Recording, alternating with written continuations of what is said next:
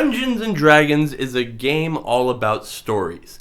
More so, it's a game about your friends becoming the greatest heroes that they can be, slaying monsters and dragons, saving princesses, and anything else going on in your world. But what is a good hero without a fantastic villain? That's where you come in. This is the DM's Guide.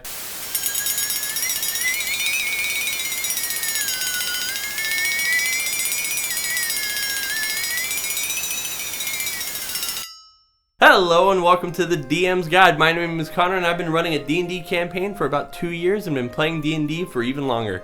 Today, what I want to talk to you guys about is the process of making an awesome villain. I want you to picture this. You are starting out as a brave young adventurer at a good old crisp level 1.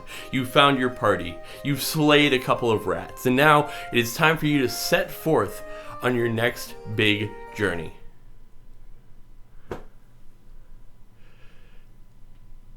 What's going on? Why is nothing happening? That is the world you live in if you don't have conflict. And the awesome thing about being a DM is you get to start conflict in so many different ways. Maybe you're a high-level adventurer and you have been tasked with stopping the end of the world. Or maybe you're level 1 and your big threat and your big bad guy is a goblin boss that kidnapped a small child and is taking him to a little sewer down the creek. Regardless of scale or scope, conflict is what breeds storytelling, and good conflict can get your characters and players invested really quick. The beautiful thing about being a dungeon master is that you are the absolute god of conflict. And my personal favorite mechanism to start conflict is with a good old-fashioned bad guy. BBEG is a common acronym in the D&D and tabletop community, and it stands for Big Bad Evil Guy. This is the guy that your players are supposed to go after and stop the big threat. I'm going to talk a lot about BBEGs in particular. Not that there isn't a lot of things that just spring up organically when it comes to conflict, but in this video I really want to talk about building that guy, because a lot of stuff in those other circumstances are much more focused on characters starting things. Like, for example, I have a character in my campaign that for some reason really hates gun store owners, and so he'll go into a gun store, ask for bullets, say that the prices are completely non-reasonable, and storm out and kick a trash can down, and eventually that bit him in the butt. We're not exactly going to talk about that type of conflict. No, what I want to talk about is those guys that make your skin crawl or make you nod your head like, ooh, I hate him, but I love him at the same time. I want to talk about making a villain that your characters are going to love to hate. But before we do any of that, I want to read from the holy disclaimer. This video is one video in thousands telling you how to be a good DM. But you know your group and what they like the best. A good DM is not one size fits all, it's you fitting with your party. So take these words for what they are and see if this is the best way to do something in the campaign you are running. You and your players are in charge of the story. Not me, and not any other YouTube channel with over thousands of subscribers telling you how to run your campaign. So run it to the best of your ability. You got it. I could talk on and on and on about what makes an awesome villain, but I don't really want to make a podcast that's hours and hours long about it. Instead, I want to condense it down for you into the 3 P's: presence, personality, and power system. And as we break down these 3 P's, what I want to do is I want to build a villain with you all. So as I break all of these down, we're going to build a villain, figure out its presence, its personality, and its power system, and then see how it works in real time. First one, presence. Why do people care about your villain? What type of connection does the villain have with the party that is so specific that they can't help but ignore it? When you sit down with your players and you ask them, hey, what type of backstory are you rocking with? What are some cool things that are going on in your personal lore? During that time, I encourage you to think about, okay, because of that lore, what are some dope villain concepts that can come directly from this person's backstory?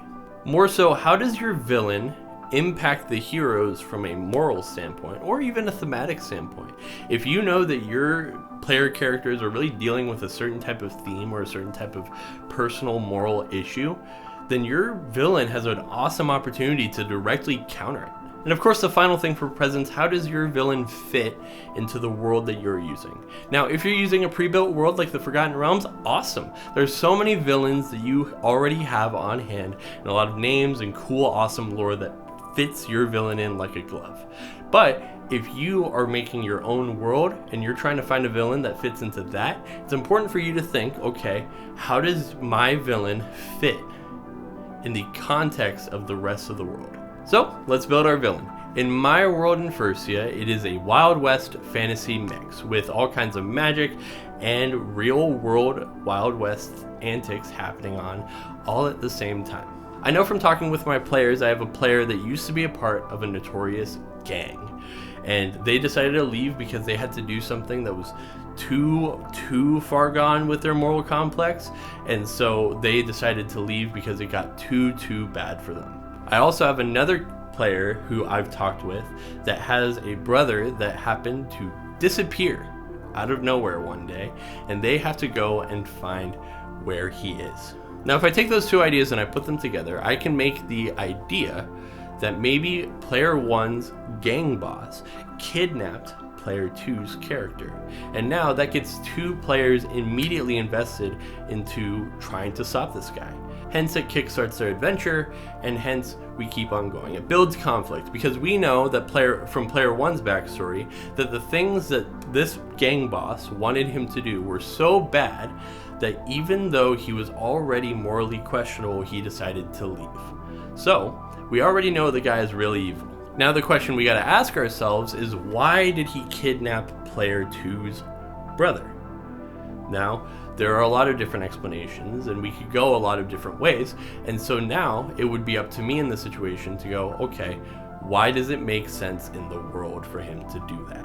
But overall, it's important that you have a villain that fits into your world and fits with your characters both morally and from a backstory standpoint. I also want to sidebar real quick, you don't need to do this for every single villain that you create. I'm just going through the mindset of the overarching bad guy of like a major arc.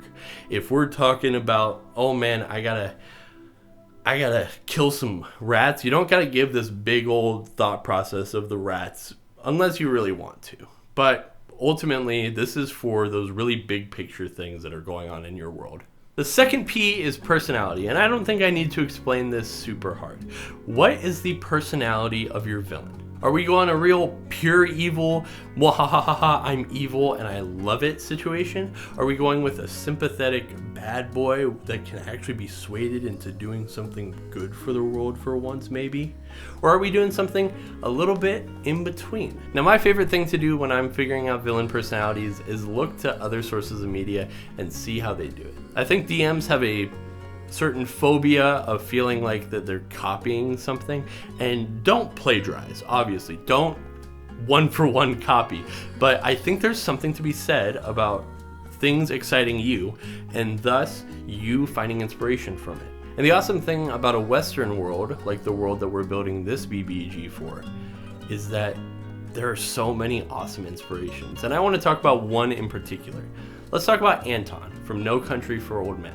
I love how purposefully chaotic he is. That iconic scene where he has the coin flip is something that so many video essayists talk about because it is such a strong encapsulation of how to make a villain work. I really like that luck factor. I like the idea of chaos. I like the idea of this real pure evil villain.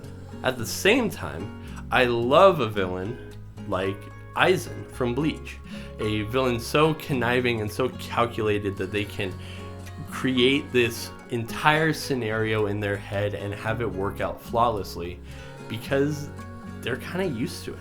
They're kind of used to getting everything that they want all the time because of their strength and also because of their wit. So with my BBG, I want to take a couple of these ideas and I want to put them together and have this really conniving mastermind type of villain from this Old West town with themes of chaos and not really caring about the world outside of their own sickening joy and pleasure from it. And now that I have a personality and a presence for my BBEG, now is the really, really fun part, at least for me, the power set.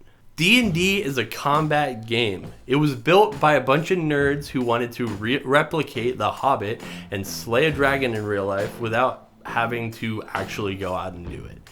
So how do we take this villain that has all of this ideas and personality behind it and make it something that is worth and exciting to fight? Now you could go traditional here. There's so many stat blocks and so many different monster manuals in so many homebrew settings that has so many cool ideas for how your BBEG works. If you're just starting out as a DM, I highly encourage just taking a monster manual, even if you don't have like a physical thing, look up stat blocks online and see what stat blocks might work really well for the villain that you're trying to create. Then you could take those stat blocks and change kind of the descriptions of some of them, and hey, now it fits your character really, really well. If you've been DMing for a while, why not try your hand at making your own stat block? You know, the only practice that you're gonna get on seeing if you make stat blocks that work and constantly refining them is when you're actually playing against those stat blocks. So if you are DMing and you've been DMing for a while, why not give it a whirl? So I like the chaos factor of Anton. I like the calculating mastermind approach of Eisen. And I like that he is a gang boss from this world that seems to get anything he absolutely wants. So I want to make his power system something that involves his voice. But I also want to add the chaos of games. So here's an idea. Let's do a gang boss who has the power to say anything, and if you believe it, it becomes true. How would we make this work? Well, in this situation, I'd probably say that they'd make some kind of save, either a wisdom or a charisma save, probably a relatively high DC, and then if it fails, every attack that they make becomes real. He can just simply mime something, and it happens. Now, this creates an interesting chaotic factor with this, because if somebody passes their save, they don't gotta worry about it at all, and they can just focus on beating the crap out of it. But if it hits great. And then just for extra theming and extra events, let's have all of the attacks that do hit be centered around some toy. Maybe a playing card, or a ball and jacks, or prop guns that he pew pew pew fires. It could be any of those things, and then it could fit really thematically into how the personality and the presence of the character already works. And just like that, you have the real meat and potatoes of what makes a villain so compelling. You have why they're relevant to the world. You have the personality of them. And you have their power set and what makes it so exciting to fight them. Now what you need to do is you gotta take your villain and put them in the context that your campaign fits in. I know for me, my BBEG is real. I've already run him. His name is Jed Darby, and you can hear a lot more about him in my friend Sam's video about our D&D campaign. The link's gonna be in the description, and I think the item card is right there, if I'm correct. If not, I will be very, very sad. It's such a good video, and his work in general is phenomenal, so be sure to give him a subscription and keep on watching his stuff. As for me, that's about all I got for you. My name is Connor. If you like this video, then be sure to hit a subscribe down below and share it with a friend. Let them know if they're starting out their D&D stuff that, hey, they're not alone. Let's make something awesome. And until next time, thank you for visiting the Dungeon Master's Guide. Take care.